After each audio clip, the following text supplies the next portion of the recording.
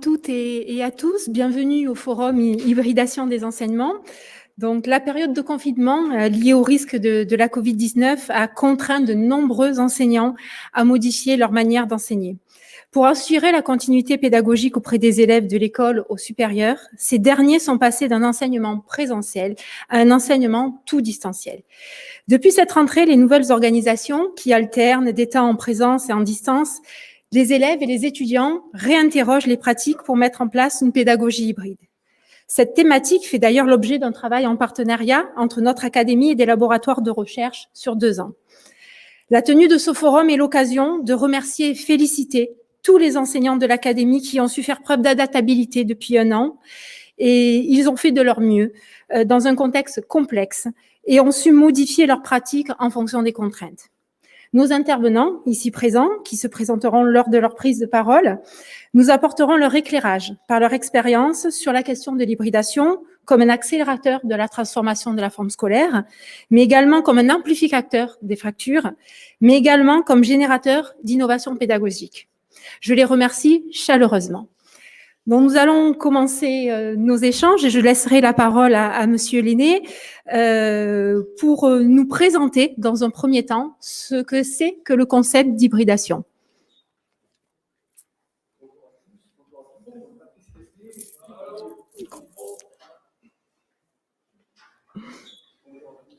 Patrice Lesné, je suis directeur adjoint de l'INSPE d'Aix-Marseille en charge des partenariats et de la vie étudiante, enseignant-chercheur en sciences de l'éducation. Et je m'intéresse aux questions d'enseignement-apprentissage dans le domaine des sciences et technologies, et notamment sur les questions numériques. Alors, la question de l'hybridation se pose depuis longtemps, en fait, et il y a plusieurs manières de l'envisager, apprentissage en mix, classe inversée, flexible, ouvert, etc. Donc, toutes ces modalités recouvrent des réalités qui peuvent varier. Et en fait, si on devait définir l'apprentissage hybride, si on se réfère aux travaux de Peraya, c'est défini de la manière suivante. Ce sont des formations qui articulent à des degrés divers, des phases de formation en présentiel et en distanciel. C'est en fait aussi l'occasion d'avoir en temps réel ou à distance, de façon synchrone ou asynchrone, donc des stratégies d'enseignement. Alors, si on a une vision globale de ce concept, on peut partir, je dirais, d'un cas extrême où on a tous nos élèves en présentiel et à l'autre bout du spectre, le distanciel total, tout ce qui se situe entre les deux pourrait relever de formes d'enseignement hybride. Donc voilà, pour poser assez simplement le problème. Merci. Effectivement, on a beaucoup parlé durant le confinement de cet enseignement en distance et d'hybridation, mais la question également se pose de est-ce que déjà il y avait déjà des pratiques liées à cette hybridation avant le confinement. Madame Tillet. Oui, alors bonjour, je suis Alexandra Tillet, je suis professeure des écoles spécialisées, actuellement coordinatrice d'un dispositif Ulysse pour des élèves atteints de troubles spécifiques du langage et des apprentissages au Collège La Canale à Aubagne. Alors effectivement, Isabelle, j'ai commencé de travailler avec une forme hybride avant le confinement parce qu'en fait, c'est vraiment venu d'un besoin du terrain. À un moment donné, j'étais prof des écoles dans une école primaire. J'ai postulé pour le collège et j'ai été retenue sur un dispositif Ulysse. Arrivée sur cet établissement, je ne connaissais que peu de monde. J'avais travaillé sur un projet Comenius à l'époque et je voulais absolument poursuivre cette ouverture avec les élèves, mes nouveaux élèves. Je ne pouvais pas imposer cela à mes collègues puisque j'arrivais sur l'établissement. Donc j'ai fait le choix de démarrer vraiment petit avec un tout petit projet. Et j'ai utilisé la plateforme européenne qui s'appelle la plateforme eTwinning, qui est tout à fait compatible avec la RGPD d'ailleurs. Et je me suis lancée petit à petit et c'est comme ça que j'ai démarré sur ma première forme d'enseignement hybride avec un tout petit projet et je me suis forcément appuyée sur des experts. Donc j'ai fait confiance à des collègues et j'ai démarré en tant que partenaire d'un projet. Je n'ai pas créé moi-même un projet, mais je me suis vraiment intégrée dans un projet qui correspondait à mes attentes. et notamment aux besoins de mes élèves, et qui était de vraiment travailler les compétences langagières, que ce soit à l'oral comme à l'écrit, puis c'est ce qui est vraiment troublé chez des élèves 10, entre guillemets. Voilà. Donc c'est comme ça que j'ai fait ma première expérience. Et est-ce que du côté de l'enseignement supérieur, il y avait également des pratiques? Les travaux qui portent sur les questions d'hybridation, on trouve beaucoup de recherches qui ont été menées dans le supérieur. Et en termes de pratique, à l'INSPE, nous avions déjà un parcours de formation dit à distance, mais en fait qui est un parcours hybride, puisqu'à l'université, à partir du moment où il y a 50% de distanciel, on appelle ça un parcours à distance, mais c'est bien de l'hybride, avec des moments de présence et des moments d'enseignement à distance. Dans le cas du CIPE aussi, le Centre d'innovation pédagogique et d'évaluation, donc c'est un dispositif à AMU qui a pour ambition de former les enseignants de l'université aux questions de pédagogie. Donc l'INSPE est très investi sur cette formation-là. Donc dans le cas du CIPE aussi, bien avant la Covid, nous avions des dispositifs qui alternaient présence et distance. Là où on pourrait se questionner, c'est sur l'idée de synchrone ou asynchrone. C'est-à-dire que des moments de formation purement hybrides qui consistent à avoir dans le même instant des étudiants en présentiel et d'autres à distance, là, pour être honnête, c'est pas quelque chose que nous avions l'habitude de faire. Alors, certains ont mis en place des choses avant et des pratiques avant le confinement. D'autres ont découvert des pratiques, ont mis en place des activités, on va dire pendant. Alors, comment vous avez fait ce lien pour certains et qu'avez-vous mis en place dans vos classes, Sophie? Bonjour, donc moi, je suis Sophie Rombi, je suis enseignante en anglais, nouvellement enseignante en anglais. J'enseigne cette discipline depuis de nombreuses années déjà, notamment avec des élèves d'enseignement technologique à l'origine. Et c'est avec eux que j'ai découvert cet enseignement hybride lors du confinement, on va dire, mis en place à ce moment-là. En utilisant notamment, alors évidemment aussi la plateforme eTwinning, parce que j'avais participé à des projets d'échange en utilisant cette plateforme-là. Mais lors du confinement, évidemment, tout simplement en mettant en place la classe virtuelle du CNED. Et j'ai découvert quelque chose d'assez intéressant et étonnant, que j'ai trouvé assez fabuleux même, je vais dire, parce que cela a changé beaucoup les rapports entre l'enseignant et les élèves. Et certains élèves se sont complètement révélés, eux qui étaient assez passifs, assez inexistants en classe.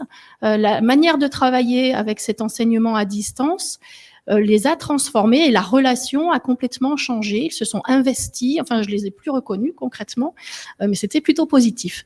Voilà. Donc ça a été la première phase de mise en place de cet enseignement hybride et je continue maintenant en faisant ce que Patrice disait tout à l'heure, c'est-à-dire l'enseignement hybride avec une partie de mes élèves en présentiel et une partie de mes élèves en distanciel. C'est un jonglage, je dois le dire, pas forcément évident, mais comme je le dis en ce moment, ce sont des phases d'expérience, d'expérimentation. Donc je teste, les élèves savent aussi que ce sont des tests aussi bien pour eux que pour moi, et on va voir comment on peut améliorer les choses et les rendre efficaces et les conserver éventuellement sur le futur, on verra. Voilà. Alors maintenant, on va peut-être écouter le point de vue du premier degré lors de cette hybridation. Yannick. Bonjour à tous, Yannick Jouvin, je suis enseignant à l'école Pessonnel 2 à Marseille. Donc c'est une école classée REP+, et je suis en classe de CP en co-intervention avec une autre collègue dans ma classe. Et donc en effet, avant le confinement, je n'avais pas mis en place d'enseignement à distance et j'ai commencé avec le confinement. Donc d'abord au travers d'appels téléphoniques aux familles pour maintenir le lien, faire face un peu à cette sidération qu'on a tous vécue au moment du confinement, continuer donc à avoir le lien avec ses familles, travailler un petit peu avec les élèves au téléphone, faire des lectures. Et en parallèle de ça, avec ma collègue de classe, on a mis en place un Padlet sur lequel on a déposé des documents, des fiches de travail pour que les élèves puissent continuer à travailler. Et on envoyait également un plan de travail avec le travail de la semaine à faire. Et donc là, on était vraiment dans une première phase du confinement où on a essayé de faire réviser les élèves pour maintenir le lien avec eux, sur éviter le décrochage. Et dans un deuxième temps, on a basculé dans des nouveaux apprentissages. Quand on a vu que le confinement se prolongeait, on a voulu continuer à travailler notamment en lecture pour apprendre les sons avec les CP. Donc on a mis en place des vidéos qu'on a placées en ligne au travers d'un PowerPoint. on a animé, on s'est dit que pour pouvoir permettre aux élèves de s'accaparer les nouveaux apprentissages, la vidéo était un bon vecteur. Et dans un troisième temps, on a utilisé la classe virtuelle dont vous parliez, du CNED, pour avoir un moment de classe qui était plus proche de ce qu'on vivait en présentiel, avec toutes les difficultés qu'on peut avoir sur la découverte de ce nouvel outil, le manque de formation qu'on avait à ce moment-là. Entre collègues, on a essayé de s'auto-former pour utiliser cet outil qui était une richesse pour nous à ce moment-là. Merci. En plus, ça nous permet de faire le lien avec la conférence de Monsieur Tricot ce matin, qui a abordé justement l'apport de la vidéo dans les apprentissages, en termes d'apprentissage aussi procéduraux. Donc, tout est parfait. Alors, au niveau du lycée professionnel, Patrick, qu'est-ce que vous pouvez nous dire et nous apporter? Oui, bonjour. Patrick Jacob, je suis enseignant donc de spécialité en génie électrique au lycée professionnel d'Antoine Craponne, à Salon de Provence. Je précise également que je suis formateur Camilo dans l'Académie d'Aix-Marseille. Et également, je dis toutes mes casquettes parce que c'est important pour la suite, je suis interlocuteur numérique en lycée professionnel pour l'Académie aussi. Alors moi, mon souci était un petit peu différent peut-être de mes collègues parce que j'ai préparé déjà des ressources bien avant le problème lié au Covid, parce que le public de lycée professionnel était un petit peu allergique au cours magistral. Et donc, mon idée était plutôt alors, je n'ai pas fait de la classe inversée, ou du moins, j'ai fait de la classe inversée dans la classe. C'est-à-dire qu'ils n'avaient plus moi en face au tableau, mais ils avaient un écran. Alors, c'est un petit avantage, c'est qu'ils ne sont pas obligés d'écouter tout le temps ce que je raconte, ce qui n'est pas forcément super intéressant. Et l'avantage aussi, c'est qu'ils progressaient un petit peu, ils consultaient le cours chacun à leur rythme. Et le petit intérêt aussi, c'est que éventuellement, ils pouvaient s'aider entre eux sans que j'ai besoin de faire le sans arrêt de silence, puisque quand on est devant un poste d'ordinateur, on n'est pas obligé de respecter un silence absolu comme c'est le cas en classe. Voilà, donc moi, je me suis appuyé sur Camilo, qui était la LMS qui est disponible dans l'Académie d'Aix-Marseille, et également sur une chaîne éditoriale, on en reparlera peut-être dans la conférence, qui me permettait à la fois de créer des ressources pour mes cours classiques, donc de faire de la production papier, de mettre éventuellement le cours sur Camilo, ce que j'ai fait notamment lorsque je faisais cette classe inversée dans la classe, et de m'en servir donc à plusieurs titres. Alors forcément, quand le Covid est arrivé, comme ça, je fais ça depuis plusieurs années, j'avais pratiquement tout mon programme de fait avec des cours numériques comme ça qui étaient prêts. Donc, quand c'est arrivé, j'étais peut-être sans doute le moins déstabilisé. Tout était prêt. Les élèves étaient plus ou moins rodés. Après, il y a eu d'autres soucis, on en reparlera sans doute. Mais enfin, voilà. J'ai eu donc les deux phases. Avant Covid, j'étais déjà prêt. Après, ça ne m'a pas posé problème. Voilà. Merci. Maintenant, si on repasse du côté de la transformation scolaire, en termes de temps, d'espace, mais aussi du travail collaboratif, qu'est-ce que ça a changé de mettre en place l'hybridation dans le travail d'équipe et la relation que vous avez créée avec vos pairs? Yannick? Pendant cette période, le travail d'équipe pour nous a été vraiment primordial. Ça nous a permis de vraiment se soutenir et continuer à avancer malgré la difficulté du confinement. Il a été de 3 ordres dans mon école. On a travaillé d'abord par classe de CP. Entre les 2 classes de CP, on a travaillé ensemble avec ma binôme de classe et au niveau de tous les enseignants. Donc ça, au niveau du travail avec les autres classes de CP, on était vraiment sur le côté pédagogique, essayer de construire avec les collègues une continuité au sein des apprentissages malgré le confinement. Pour ce qui est du travail avec ma collègue, c'était plus le suivi des élèves, étant donné qu'on était avec nos 12 élèves administratifs à suivre. Ça nous permettait de croiser nos regards sur nos élèves, de continuer à avoir ce regard sur eux et ce suivi, notamment les difficultés que peuvent avoir les élèves ou aussi leurs familles. Et enfin, au niveau de l'école, ça a permis également de maintenir une vraie cohésion d'équipe dans l'école. On a pu mettre en place des projets même à distance. On a fêté le 100e jour d'école avec tous les élèves, qui étaient prévus normalement en présentiel à la base, bien sûr. Et donc, tous les élèves ont pu collecter 100 objets chez eux, prendre des photos, nous les présenter. Et donc, on a pu mettre ça sur un Padlet et partager ça avec toutes les familles de l'école pour être encore une école malgré la distance. Donc là, le travail d'équipe a été primordial. Et ça a permis aussi, avec l'aide de ma directrice, de suivre les familles, que ce soit au niveau scolaire et au niveau social aussi, les difficultés qu'ils pouvaient avoir. Certaines collègues ont mis en place des cagnottes pour aider les familles en difficulté ou pour faire des distributions de denrées alimentaires. Donc, ça nous a permis de développer tout ça au sein de l'école. Et dans le cadre d'un dispositif pour des élèves à besoins éducatifs particuliers? Alors oui, ça a été en fait très intéressant la période de confinement parce qu'on travaillait déjà avant le confinement. On était très souvent en co-animation, co-intervention, co-enseignement selon les enseignants. Et c'est vrai que durant le confinement, on a réussi à poursuivre ce travail d'équipe. Ça a été un petit peu un accélérateur. On a chacun pu mettre en avant finalement nos domaines d'expertise. Ça a rassuré et ça a développé le partenariat dans la communauté éducative. Donc, ce qui m'a permis, par exemple, moi, d'intervenir effectivement sur les classes virtuelles. Donc, j'étais à la fois en co-animation avec l'enseignant. J'étais aussi quelque part, étant donné que je maîtrise relativement bien le numérique, ça les rassurait, ça leur permettait d'expérimenter de nouvelles choses, de tout ce qui était le potentiel des classes virtuelles ont été utilisés. Donc, c'était très intéressant. Et ensuite, quand on est revenu sur le terrain en présentiel, on a gardé un petit peu ce travail, ce qui m'a permis, par exemple, quand il y avait des élèves en cas contact, de proposer une classe virtuelle alors que l'enseignant était dans sa classe et de maintenir le lien comme ça avec les différents élèves concernés.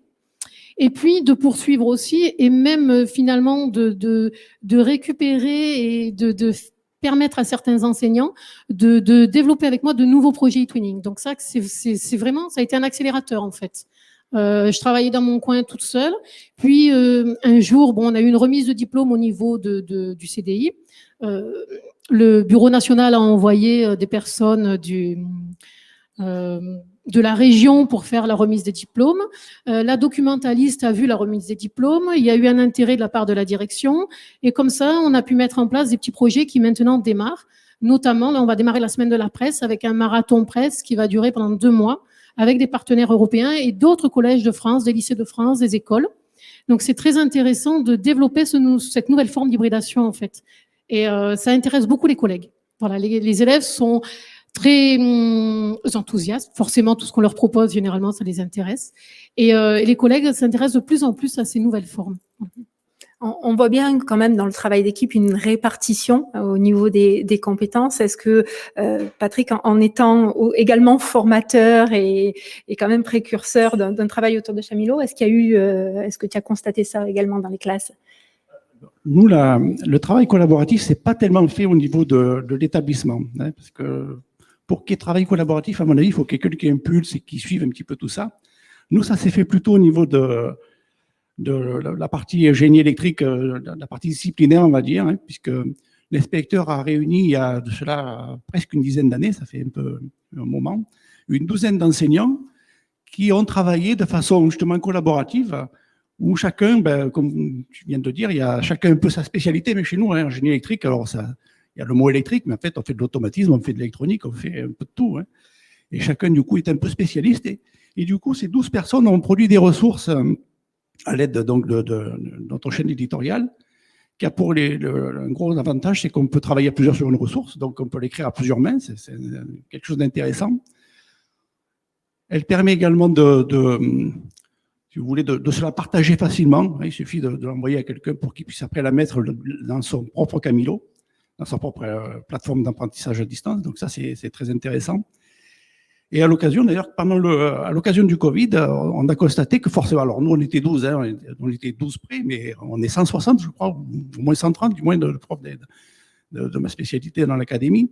Et forcément, tout le monde n'avait pas cette avancée. Alors, ce qu'on a fait avec l'accord de M. Guiloxy, qui est l'inspecteur de la spécialité, c'est qu'on a alimenté les Camilos de tous les établissements où il y avait de la formation en génie électrique avec nos propres cours. On a décidé un petit peu ensemble quels étaient les cours indispensables dont les élèves devaient bénéficier pour chaque niveau, hein, seconde, première, terminale. Et on a alimenté, c'est du coup que là, comme je suis formateur Camilo, j'ai un petit privilège, c'est que j'ai accès à toutes les plateformes de toute l'académie. Donc, je ne me suis pas privé, avec l'accord du principal, bien sûr. Et on a alimenté donc avec des cours tous les camilots de l'académie, ce qui a permis, après on a fait une petite formation aux enseignants aussi d'électrotechnique, on s'est réparti le travail. On a fait une petite formation aux enseignants, forcément à distance, par visio, pour qu'ils commencent un petit peu à s'en servir, qu'ils connaissent un petit peu le b.a.-ba, pour qu'ils puissent un petit peu l'utiliser avec leurs élèves. Alors, malheureusement, on aurait aimé le faire avant, hein, de façon à enlever un petit peu les points de blocage. Là, ça s'est fait un peu dans l'urgence, mais bon, je pense que tout le monde était au même point. Voilà, donc moi, voilà, la partie collaborative, c'était plus au niveau disciplinaire que vraiment établissement. Peut-être que ces constats vont permettre justement de travailler un petit peu différemment et dans cette optique vraiment de mutualisation, en tout cas dans la discipline, dans un premier temps. On avait évoqué, Sophie, dans un premier temps, tu as parlé de la relation qui a changé entre les enseignants et les élèves, ce qui a évolué. Est-ce que tu peux développer tes propos ? Alors, je vais parler évidemment de ce que j'enseigne, donc aujourd'hui l'anglais. La relation a changé dans la mesure où, en fait, en utilisant ces différents modes d'enseignement hybrides et puis tous ces outils numériques comme les Padlet, comme Cuisinière, comme des communications par mail pour échanger des travaux, des intitulés d'exercices, etc., on sort un peu du cadre de la classe traditionnelle et on sort aussi en quelque sorte du programme standard d'enseignement pour pratiquer la langue d'une manière différente. Et donc, en ce sens, les échanges avec les élèves se font pourquoi pas en langue anglaise, puisque c'est ce que j'enseigne, mais pas uniquement pour apprendre et coller à un programme précis, mais pour parler l'anglais, pour participer à la vie de tous les jours, en fait, rentrer dans un quotidien où on échange naturellement, où on a des feedbacks, des retours de est-ce que le travail s'est bien passé, oui ou non, quel problème est-ce qu'on a eu, qui sont un petit peu plus individuels qu'avant, quand on travaille par mail, ce qui est mon cas, j'échange beaucoup par mail avec mes élèves, et je trouve que c'est une manière différente de communiquer, de partager les choses et de pratiquer la langue, puisque c'est quand même l'objectif à la base. Donc on échange aussi sur l'usage du numérique, sur l'apprentissage de ces nouveaux outils, donc comment on les utilise, à quel but, les problèmes qu'on peut rencontrer ensemble. Donc on sort un petit peu simplement du cours de langue pour englober d'autres éléments. Et en ce sens, je pense que c'est aussi enrichissant. Donc pareil, on est dans une période qui pour moi est une période de transition complète. Je pense que tout le monde apprend, aussi bien eux que nous, et donc on s'enrichit mutuellement. Évidemment, dans les années futures, on se rend compte que tous les élèves, la majorité des élèves connaîtront un grand nombre d'outils numériques, donc on passera à une étape supérieure en fait, hein, on évoluera vers autre chose. Mais aujourd'hui, on est dans ce type d'échange qui permet la pratique d'une langue de manière différente pour moi, voilà. Alors, en sortant de la discipline, est-ce que dans l'enseignement supérieur, Patrice, vous avez pu faire ces mêmes constats?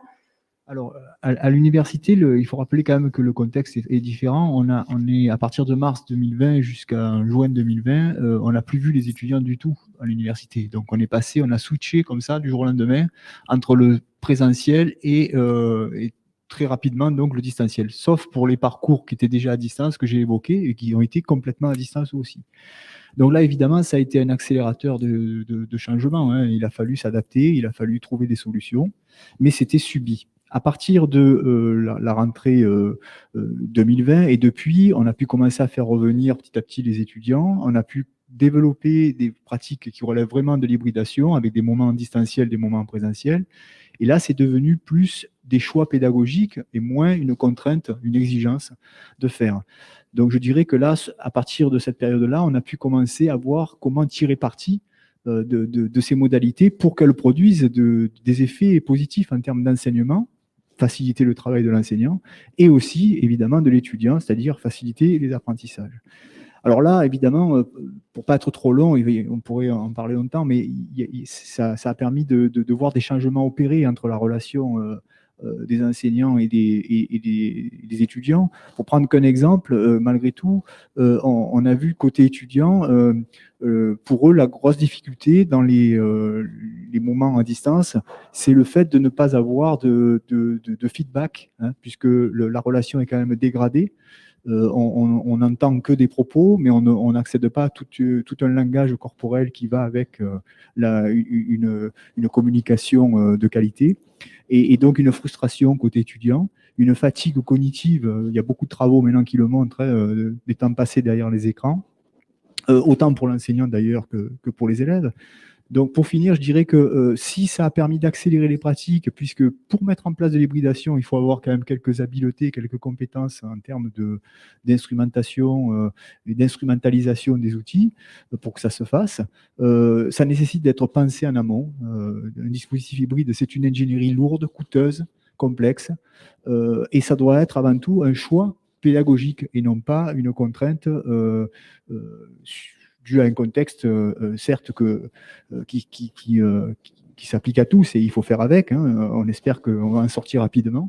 Mais voilà, il faudrait que ça redevienne rapidement un choix plutôt qu'une contrainte. Merci. Alors, on va profiter de prendre quelques questions aussi de nos internautes qui nous demandent aussi, c'est vrai que l'hybridation est souvent associée aux outils numériques, et ils mettent aussi en lumière, est-ce que justement la mise en place d'hybridation n'accentue pas la fracture des apprentissages sur le terrain, déjà dans le premier degré, Yannick, par rapport à ce que tu as vécu? Oui, c'est vrai que au niveau de nos familles, il y avait une véritable fracture qui s'est créée de par le matériel. Dans les familles que j'avais à suivre, j'ai recensé les outils numériques et très peu de familles avaient un ordinateur. J'ai eu beaucoup d'élèves qui ont suivi la classe virtuelle sur les téléphones portables, donc écran très petit, pas du tout adapté à nos besoins à ce moment-là. Donc il y avait une vraie différence qui s'est créée, qu'on a essayé avec les collègues de l'école de compenser par les appels téléphoniques, comme je disais, ou les vidéos. Mais il y a vraiment une fracture qui a été créée à ce moment-là par rapport à l'outil, au matériel. Il y avait aussi une difficulté par rapport à l'utilisation des outils, que ce soit pour les familles. Il a fallu former ces familles à l'utilisation de la classe virtuelle, même si elle est très simple d'usage. Certaines familles ne sont pas du tout habituées à l'informatique. Donc, j'ai passé de nombreuses heures au téléphone à aider les familles à se connecter, par exemple, sur la classe virtuelle. Mais aussi les collègues qui n'avaient pas été formés sur l'outil numérique. Donc, nous avons mis en place entre nous des auto-formations. J'ai invité dans ma classe virtuelle des collègues qui ont pu venir observer. Donc ça, c'est au niveau du matériel. Et je rejoins totalement Patrice sur ce qu'il disait pour l'animation de la classe virtuelle. L'absence physique des élèves nous enlève ce langage non corporel ce langage corporel justement des élèves que on a en classe, ce petit regard de l'élève qui décroche, cet élève qui a besoin d'être ramené dans la séance. On ne l'a pas en virtuel. D'autant qu'avec la caméra, avec la classe virtuelle, on n'a pas toutes les images des élèves, et donc c'est assez difficile de calquer l'enseignement qu'on a en classe sur la classe virtuelle. Donc il a fallu réapprendre des gestes professionnels. J'ai eu l'impression de redébuter mon métier en fait après 11 ans d'enseignement. Je me suis senti jeune enseignant dans cette classe virtuelle, et je suis d'accord sur le fait qu'il faut que ce soit une volonté de former les enseignants à ces nouveaux outils, confinement ou non, pour pouvoir progresser puis aider nos élèves. Et en lycée professionnel, est-ce que...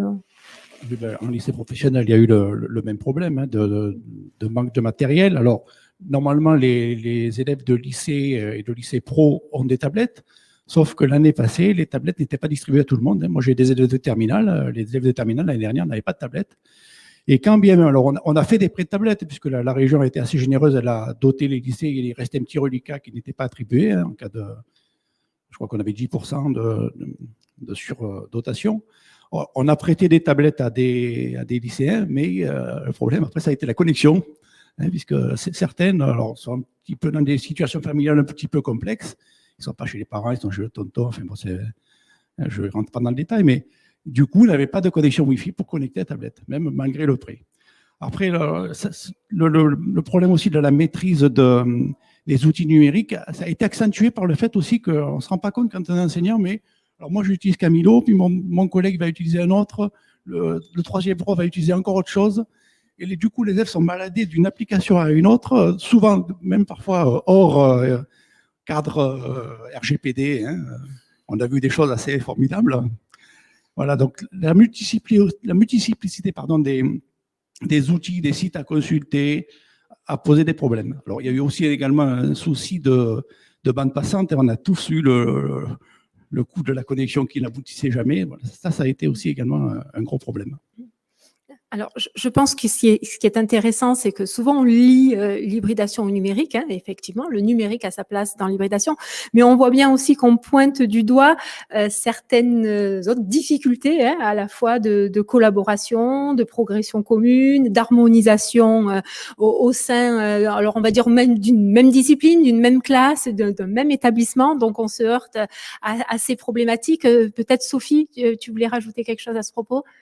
Moi, je voulais revenir sur ce que disait Patrick tout à l'heure. En fait, c'est vrai que l'utilisation de l'outil numérique, cet enseignement hybride, nécessite du matériel, on est d'accord. Effectivement, au lycée, les élèves sont dotés de tablettes. Donc, moi, j'allais un petit peu parler de ça. Donc, il faut qu'ils apprennent à les utiliser et à les considérer comme un outil de travail et pas quelque chose pour faire des jeux, par exemple, uniquement. Voilà. Et donc, effectivement, c'est toute une manière de regarder ces outils numériques qu'il faut changer.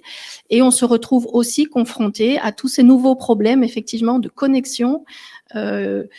C'était pas le fait de ne pas avoir son manuel comme avant, c'est le fait d'avoir une tablette, mais de ne pas peut-être savoir l'utiliser correctement ou de ne pas avoir la connexion, la voix à la maison pour pouvoir s'en servir. Donc voilà, effectivement, tout ça sont des points qui sont très importants pour faire évoluer le système. Voilà.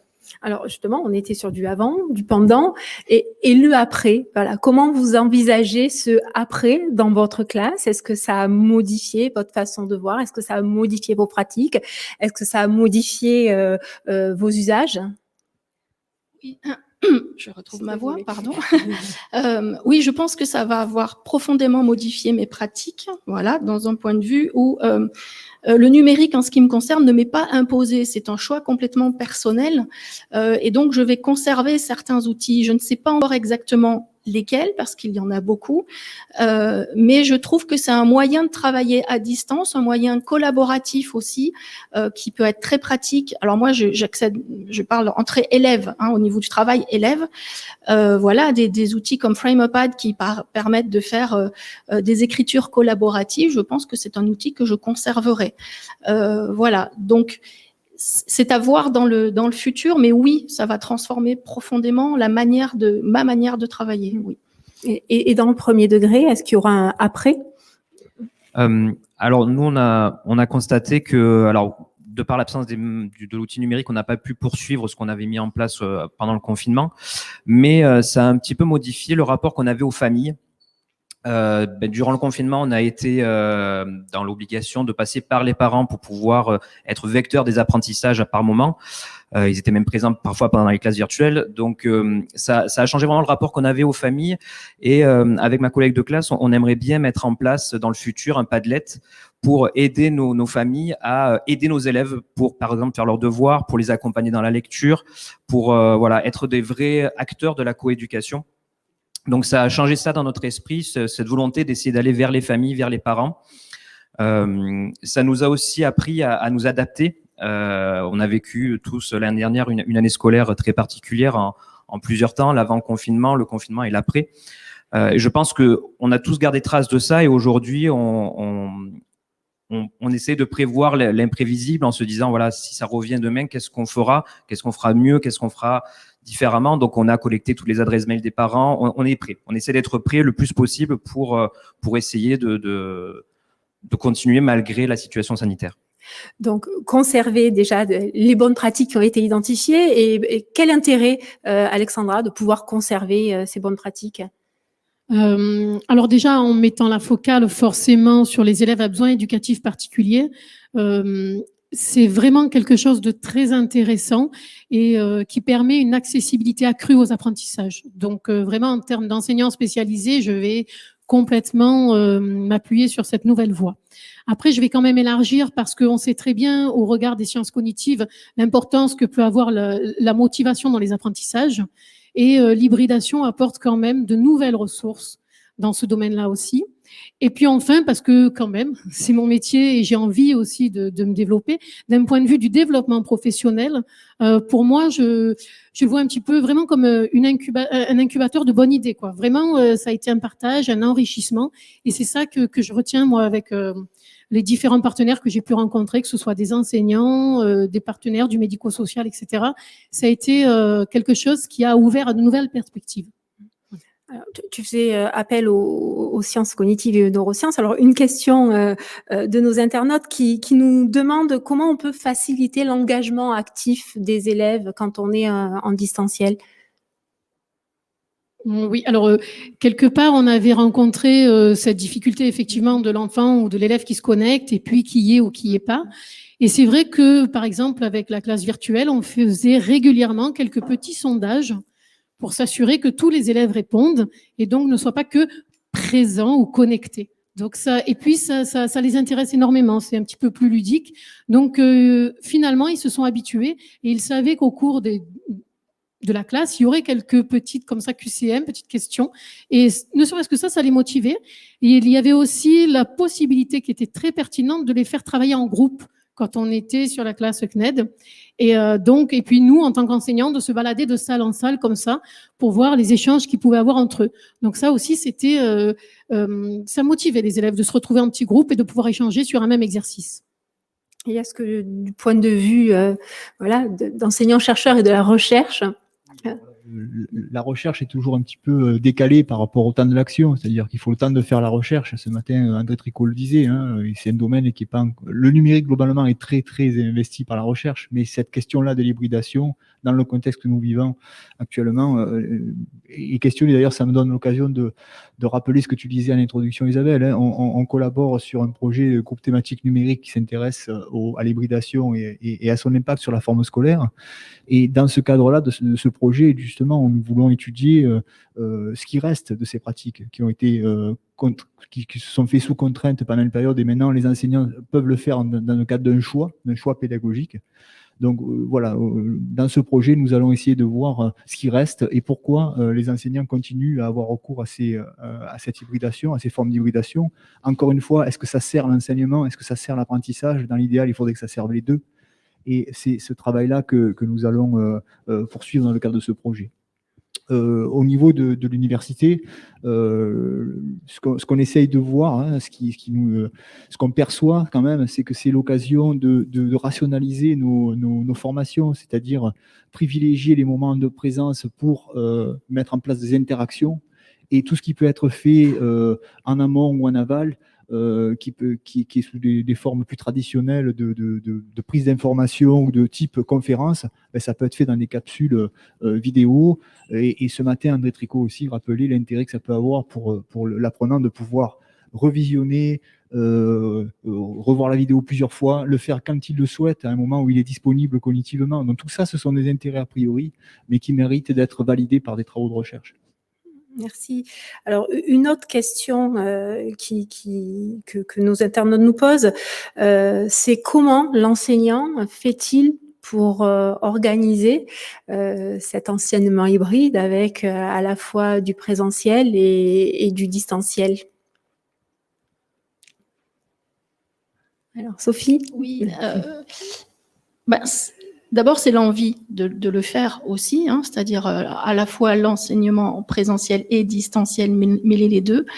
Et puis on se lance, donc on décide qu'on va le faire. On prépare en amont quand même son travail, évidemment, pour essayer d'avoir un filet de sécurité. Et puis on prévient les élèves de la manière dont les choses vont se passer. Et puis on se lance et on tente et on le vit à l'instant T, on adapte. Et on essaye de tirer des leçons des petits soucis qu'on a pu rencontrer, de se dire oui, ça a bien fonctionné de telle manière, donc je vais continuer comme ça, ou ça, voilà, j'ai eu un problème avec, trop d'élèves ont eu des problèmes à se connecter, problème de son, problème de caméra, voilà, essayer de régler les problèmes avec eux en cours. Et voilà, je pense que ça part de l'envie et de pas avoir peur que ça ne fonctionne pas parfaitement tout de suite, et d'accepter aussi que ce soit quelque chose de complètement différent et pour nous et pour les élèves par rapport à ce qu'ils ont l'habitude de vivre. et en se disant, si on continue, on va arriver à mettre en place une sorte de routine et quelque chose qui va fonctionner correctement, mais de manière complètement différente de ce qui était fait traditionnellement. Voilà. Et moi, ce que je constate, c'est quand même que les élèves sont partants pour ça, pour l'avoir fait cette semaine notamment, entre autres. Voilà, les élèves participent, les élèves sont partants, sont présents. Alors, on est d'accord, connectés juste ou présents et participatifs, ça, c'est à nous de tester pendant qu'on fait notre enseignement. Maintenant, effectivement, il faut que les élèves soient patients, et nous aussi, parce qu'on rencontre des difficultés ou on est confronté à des choses qu'on n'a pas toujours anticipées. Mais voilà, à partir du moment où on a envie, pour moi, ça se passe bien. Et je pense qu'il faut réinterroger aussi cette notion de temps long et se laisser le temps. Patrice, tu l'évoquais, c'est le temps de la recherche. Alors c'est vrai que souvent sur le terrain, on a besoin de réponses puisqu'on est face aux élèves et des fois on est un petit peu frustré. Mais c'est vrai que l'envie et se donner ce temps. Alors, est-ce que quelqu'un pourrait un petit peu développer le concept d'interaction en distanciel? C'est vrai qu'il y a une question qui nous est posée, c'est quels sont les différents types d'interaction qu'on peut faire quand on est sur du distanciel avec les élèves. Oui, non, bon là, les interactions, évidemment, tout dépend des outils qu'on va utiliser, qu'on va mobiliser, mais c'est vrai que l'avantage du numérique, c'est que le numérique laisse des traces de l'activité. Donc ces traces peuvent servir l'enseignant a posteriori pour analyser ce qui s'est passé. Donc ça, c'est le côté, je dirais, intéressant du numérique. Après, en temps réel, c'est là où les interactions sont relativement limitées.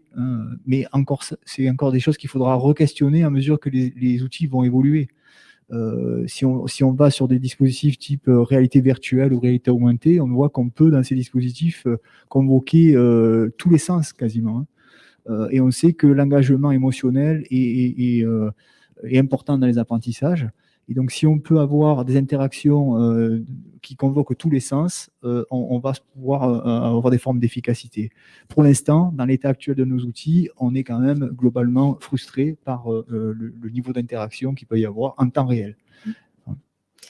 Alors peut-être avant de conclure, dire que c'est un sujet dont l'académie s'empare de manière en tout cas intercatégorielle et interservice. On travaille beaucoup en partenariat avec les chercheurs, mais également avec les doyens, la DAFIP, etc.